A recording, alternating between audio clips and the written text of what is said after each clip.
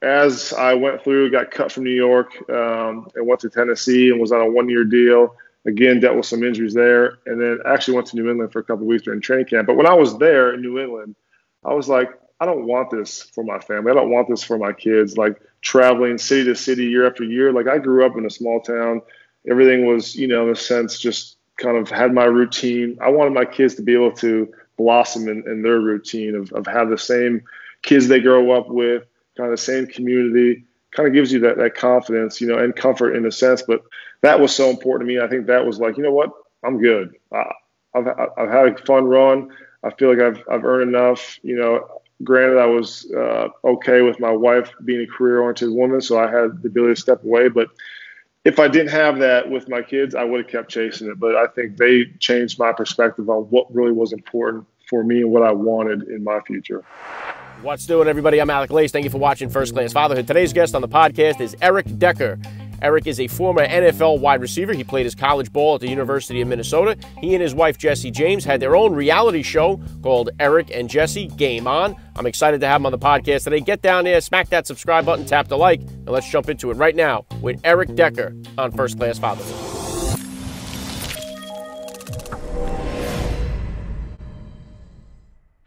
Joining me now, First Class Father, Eric Decker. Welcome to First Class Fatherhood. Appreciate you having me. All right, let's start it right here. How many kids do you have? How old are they? I got 3 kids. My oldest is 7. She's a girl, 5-year-old boy, and a 3-year-old boy. Okay, very cool. Are you going to try to even the score with any more, or are you all done here? I actually I had my appointment set. I was going to get snipped, and I decided to back out last minute because I think, A, I was a little scared of the actual surgery itself, but B, the fact that that's a big manhood power being taken. So I'm not completely out, but I'm not completely sold on having another one. So I'm in limbo. My wife is done. She's like, get snipped or I'm out of here. Yeah, I got 4 kids myself. So we had 3 boys and then got the girl on the 4th try. If not, we'd be up to 5 by now, but we got her, and that was the end of that. So if you could, Eric, please just take a second here to hit my listeners with a little bit about your background and what you do. Yeah. So I grew up in Minnesota, went to the University of Minnesota, played football and baseball. Really, I guess sports was my entire life. Small town in Minnesota, coastal Minnesota, 3,000 people, farm country, land of the lakes. When I went to the University of Minnesota, that was a big opportunity for me. It was the only scholarship I got being a small town kid. Really changed kind of the trajectory of my life. Got drafted by Denver in 2010, played there for 4 years, came to New York, New Jersey, played with the Jets for 3, and my last one was in Tennessee. And, it was such a blessing to kind of live that life and be able to be an athlete and live out my dream. And now I'm in Nashville, Tennessee, 3 kids, wife who's career-oriented. I'm helping her run her fashion brand Kittenish, along with real estate stuff I'm doing in town, and just kind of an entrepreneur type lifestyle, I guess now. But it's been fun. Yeah, very cool, Derek. Yeah, obviously you had a really great career in the NFL, and along this journey here, then about how old were you when you first became a father, and how did becoming a dad kind of change your perspective on life? Yeah, so I got married. I was 27 and had my first kid right away. We went on a honeymoon. Weren't planning on having kids, wanted to travel the world as we were young, and we had our Vivian, our oldest daughter. So I was 27 when I had my first child, and yeah, it just changed my life tremendously. Obviously I think we're all selfish in our own sense, but when you have that first child and basically you have to give everything of yourself, nurturing and caring for this human being that really, now that she's 7 years old, it's such an unconditional love. I mean, it's like I would give anything for her. And I think, yeah, it definitely changed what was important to me. I was very career-oriented. I wanted to play so many years in the NFL, and that meant I had to sacrifice certain things or time. And I think it started to mold and change when she came into my life. I was like, you know what, I'm going to do what makes her happy, what makes her comfortable, in the sense of her upbringing and giving her opportunities, and just again, how you want to be treated too. It's so important to have that perspective on, a young person that comes in your life and it just brings the love out of you that you didn't know you had. Yeah, well said, Eric. And that hits right on my next question here. What would you say are the top values that you're hoping to instill in your kids as they're growing up? Well, it's we grew up Catholics. We're Catholics, and so there's religious base in terms of, you know, always there's always a higher power, but you're never better than someone else. You know what I'm saying? Like you want to be treated as you treat your neighbors. I think, I want her to be able to earn everything. Things don't come easy. Life's not easy, but to enjoy the moments, to enjoy the relationships, the people. Again, I mean, love is always for us the foundation in our house of saying I love you, hugs, kisses, knowing that that's kind of really what you build people up on. And then just, everything you do, give everything you got. Like she's the mentality as the oldest, like probably most oldest, but perfectionist. She wants to be best at everything. She wants to do everything right, and sets a good example for her brothers. But it's a good mentality to have, to be able to, that's how you get through life and have successes, is when when there's adversity, you push through it and kind of get to the other side. Yeah, good stuff. And obviously, what you did for a living, it requires a lot of focus, a lot of dedication, a lot of time. So I often, ask a lot of the NFL dads that I get on the podcast here how they kind of manage that work-life balance. And then did becoming a father, how did you kind of manage that when you were a dad still playing in the NFL? And did becoming a dad kind of make you decide to retire or not play in the NFL anymore? Or would you have kept going had you not been a dad? Yeah, no, you know what? That's a great question. It's funny, we laugh about it now, but my first daughter didn't sleep for like 2 years. So my wife breastfed, and I got kicked out of the bed, but like it was taking turns. And I remember my first year in New York. Like I signed a big contract, a lot of expectations for me, and we just had our second child. And basically, I was sleeping with my daughter and taking care of her while my wife was breastfeeding, taking care of our youngest at that time. And I mean, I got no sleep. You know what I'm saying? Like it just was like, holy shit, I can't do this. And we just grinded through it. And I think as I went through, got cut from New York, and went to Tennessee and was on a 1-year deal. Again, dealt with some injuries there, and then actually went to New England for a couple of weeks during training camp. But when I was there in New England, I was like, I don't want this for my family. I don't want this for my kids. Like traveling city to city year after year. Like I grew up in a small town. Everything was, in a sense, just kind of had my routine. I wanted my kids to be able to blossom in their routine of have the same kids they grow up with, kind of the same community. Kind of gives you that confidence, and comfort in a sense. But obviously with that, we like to travel and introduce them to new cultures and whatnot. But that was so important to me. I think that was like, you know what? I'm good. I've had a fun run. I feel like I've earned enough. Granted, I was okay with my wife being a career-oriented woman, so I had the ability to step away. But if I didn't have that with my kids, I would have kept chasing it. But I think they changed my perspective on what really was important for me and what I wanted in my future.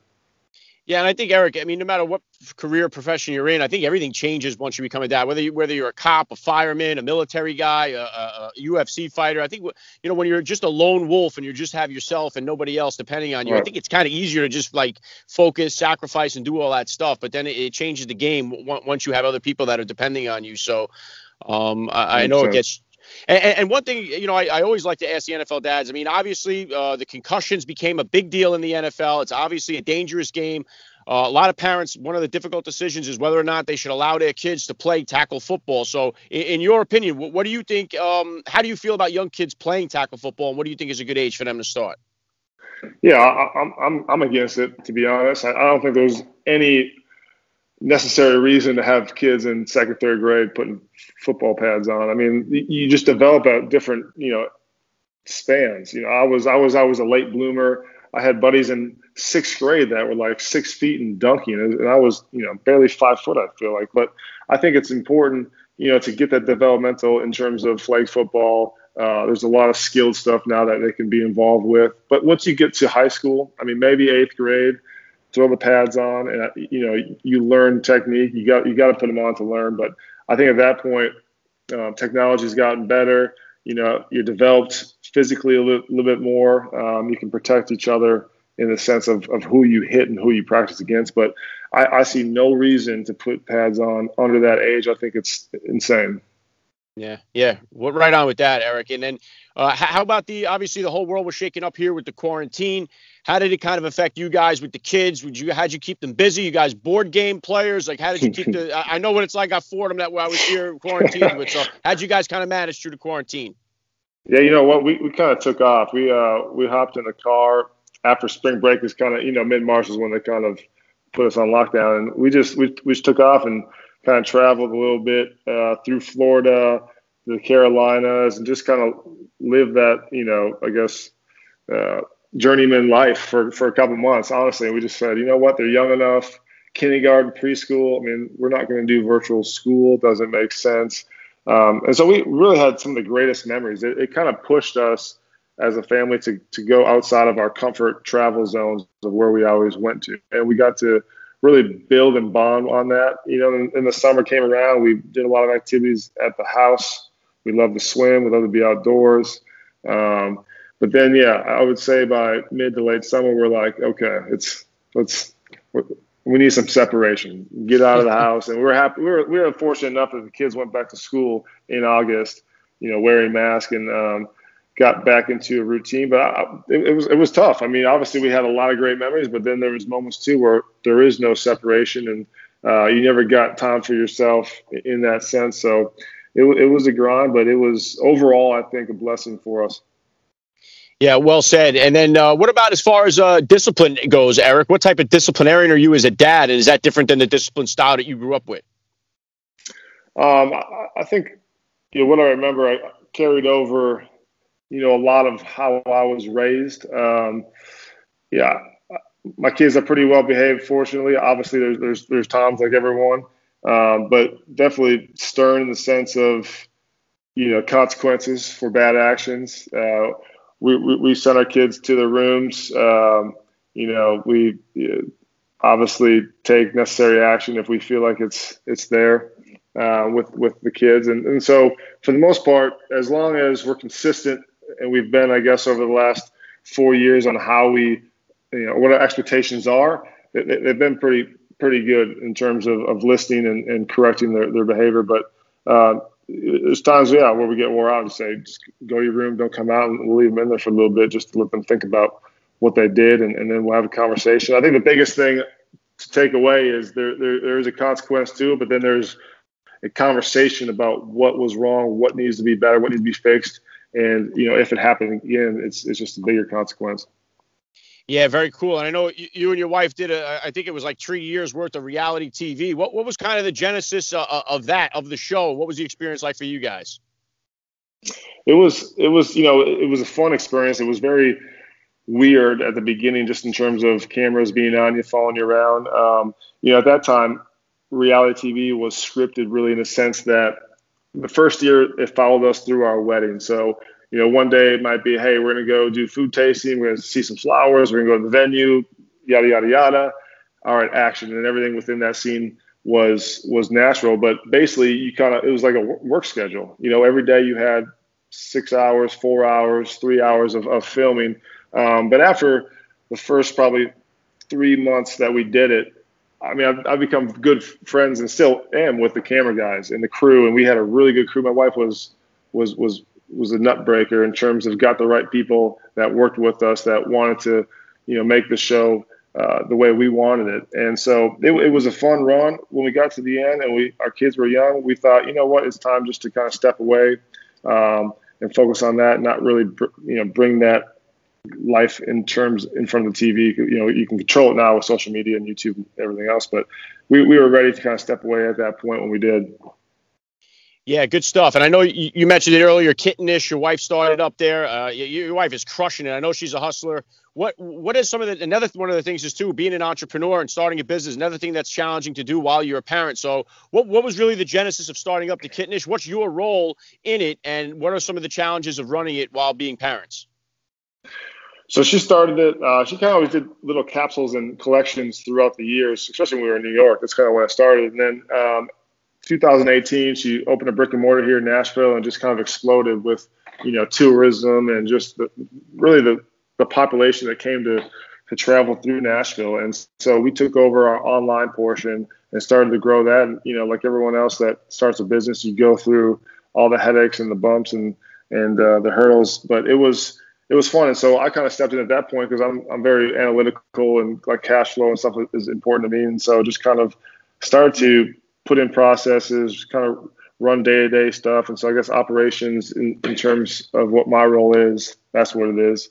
And now we're starting to scale it. It's been a balance in terms of, we like to pick our kids up at 2:30. So we drop them off, we get in, we get our work done, and we get out. And obviously there's work calls throughout the evening or things that come up. But we try to really focus our time and energy on our kids and take as much time in that school hours to get stuff done, and be present with the kids. And that's something that we always talk about trying to get better at, or always focusing on, is, when we have the kids, to be present, to enjoy that time. And, when work stuff can wait, or we can push it till they fall asleep and find a way. So it's a balance for sure, but we figure it out.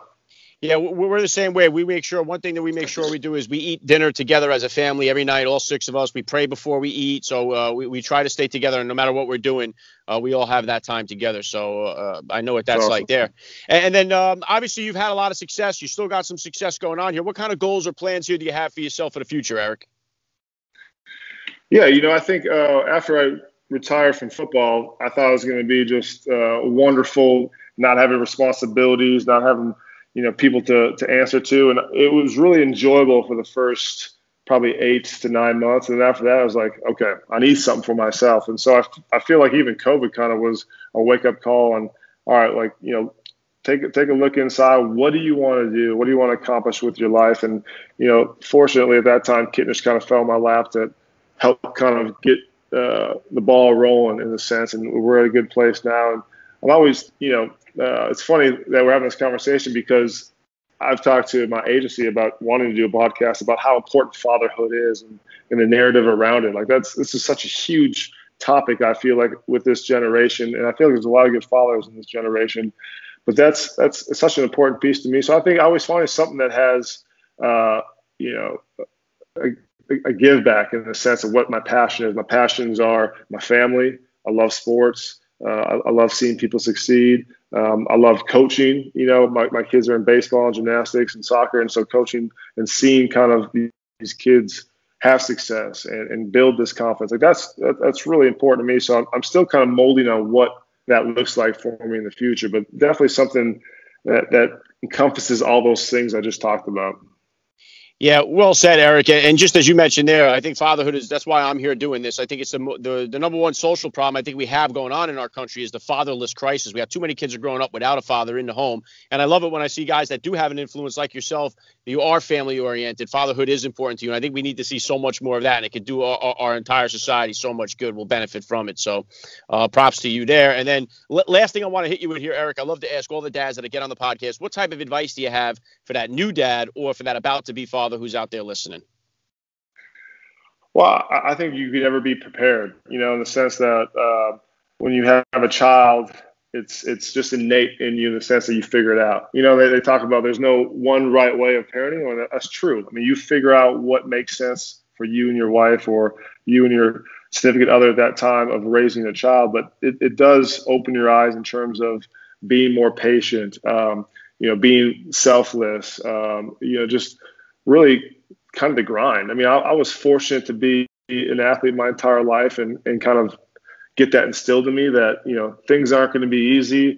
It's going to suck at times, but when you get through the adversity, like I was saying before, it's like so rewarding. And especially as a parent to see your child go through these stages, from basically eating, feeding, pooping to crawling, to walking, to talking, to all of a sudden they're infatuated with you at a young age, and then to see them grow probably into, I'm not at that stage yet, but teenagers and into their own adults is such a wonderful human nature thing. So I think it's just, it's what life's about. You know what I'm saying? It's again, those relationships you build and what you put in is what you get back. So I think it's so important to give your all because you're going to get it back. And that's true to everything.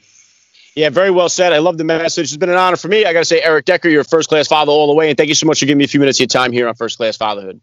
I appreciate you. Thanks for everything you do.